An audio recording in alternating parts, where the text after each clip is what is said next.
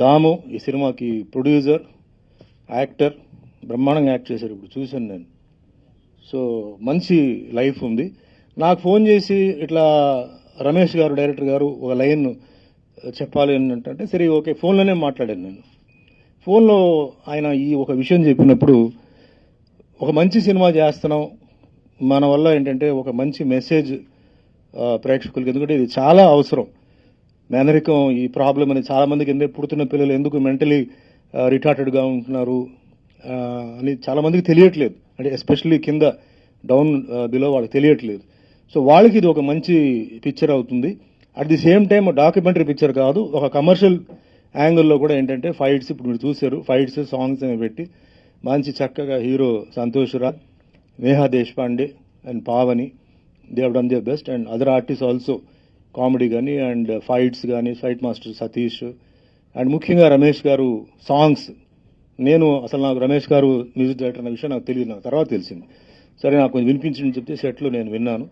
నిజంగా అటు డైరెక్షన్ చేస్తూ, సాంగ్ కూడా కంపోజ్ చేస్తూ, లిరిక్స్ రాయడం, అది ఒక గాడ్ గివెన్ గిఫ్ట్ అది. And he he's proved it అనమాట.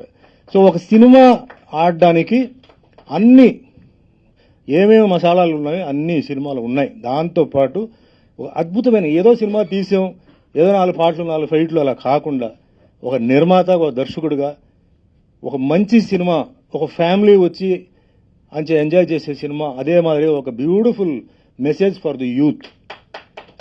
ఇప్పుడు ఎవరైతే యూత్ ఉన్నారో వాళ్ళ టీనేజ్లో ఏంటంటే వాళ్ళకి కొంచెం ఏంటంటే వాళ్ళు ఇవన్నీ అసలు పట్టించుకోవట్లేదు. లైఫ్లో ఇలా కూడా అనుభవించాలా, వాళ్ళు పాపం వాళ్ళకి ఏమీ తెలియదు. They are all grown ups, but mentally they are not grown up. ఇంకా ఎన్ని సంవత్సరాలు అలా ఉంటారు, వాట్ ఈస్ ద క్యూర్ అంటే క్వశ్చన్ మార్క్ వేస్తే దానికి ఆన్సర్ లేదు. సో ఇలా ఫర్దర్గా ఏంటంటే ఇలా జరగకుండా ఉండడానికి this is one of the main reason.